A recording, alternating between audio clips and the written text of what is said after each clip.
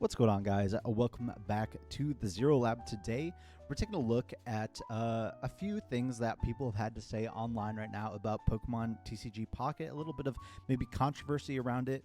There was a post on Reddit that recently blew up, ended up on the homepage of Reddit, that's how big it got, from the Pokemon TCG Pocket Reddit. And this player brought up a lot of issues that they have with the game right now.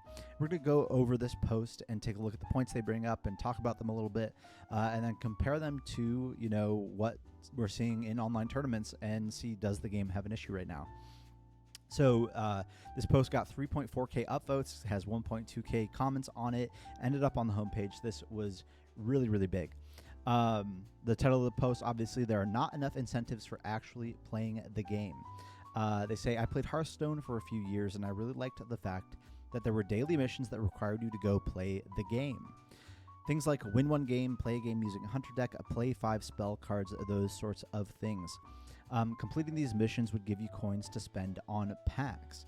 And you could usually open a couple packs a day, if I remember correctly. There was also a ranking system that gave you rewards at the end of the season. This encouraged players to play the game and try different decks. Of course, people leaned toward meta decks, but you would see more than the same 3 decks. In TCG Pocket, I am only incentivized to open the app once in the morning and once at night to open my packs. If I do the daily missions, logging in and opening 2 packs, I'm rewarded with the 4 hourglasses, so essentially 1/3 of 1 pack. I was lucky enough to open 2 Pikachu EX cards in free-to-play. I'm never going to play another deck as long as this one is good. I could experiment with something else if I wanted to lose more, but I have 2 copies of the Win the Game card, and there's no reason other than boredom for me to ever build another deck until the meta changes. This is making the game stale fast, and I'm not sure how much longer people will stick around if they don't add a gameplay loop other than wait for the pack cooldown to run out, open the app, get 5 cards, close the app. So this person's basically saying, I have no incentive to really play the game. I just am incentivized to open it twice a day, to open my pack, and that's it. And I guess, they bring up some good points. I do think that the missions just being logging in and opening your packs enough to reward you with the hourglasses is kind of strange. It doesn't force you to really play the game at all, so I think that's a really good point. I would like to see some of those missions be turned into, like, based around battling, like win a game, attack with an EX Pokemon, something like that. Just something where you're forced to play the game to get your daily rewards rather than just logging in and opening packs. Or we could keep those missions where we're logging in and opening packs, and they could reward us with different things for battling. Obviously, in battling, you could get sent a thanks by your opponent, so that could give you a shop ticket. But other than that, that's really the only incentive to battle. Also, you get a small amount of XP, and obviously, as you level up, you get more freebies from the game when you level up. So you can level up by winning a bunch of battles.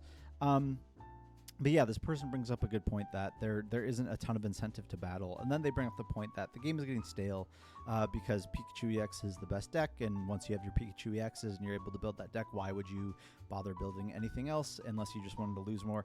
I don't think that's necessarily true. I think there are other decks that are similarly good, like the Gardevoir Mewtwo deck is obviously good as well. So I don't think that that's necessarily true, that once you have your Pikachu EXs, there's no reason to build anything else. I think there are other good competitive decks in the game that are worth building. So I think some of the points are fair, some of the points might be a little bit overstated there. But the question is, we're talking about the game getting stale. Do we have proof of that? Other than, maybe people would like to see more cards come into the game, more events, more things like that. But is the game getting stale? And that's where I think if we look at Play Limitless, where we have our online tournaments, we'll see maybe that's not fully the case, because we had a 1,700 player online tournament in the past few days on play.limitlesstcg.com. Obviously, this is where you can go find your online tournaments if you want to participate in online tournaments for TCG Pocket. And there were 1,700 players that wanted to play in this tournament. We can look here. 31% of it was Gardevoir Mewtwo, 10% of it was the Pikachu Raichu, 8% of it was Pikachu Zebstrika, 7% of it was Charizard. So there is a lot of Pikachu in here, but the top played deck was Mewtwo EX Gardevoir. So maybe Pikachu EX isn't the best deck anymore. Maybe Mewtwo is the best deck these days. but I think, going back to this post, is the game getting stale? It seems like that's not necessarily the case for everybody, right? If the game was really, really stale at this point, I don't think we'd be able to pull in 1,700 people for an online tournament.